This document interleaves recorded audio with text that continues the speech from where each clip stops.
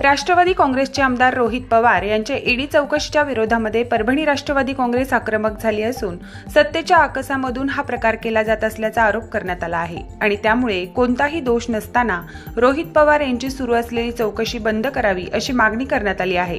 यासाठी राष्ट्रवादी काँग्रेसकडून जिल्हाधिकारी यांना निवेदन देण्यात आलं।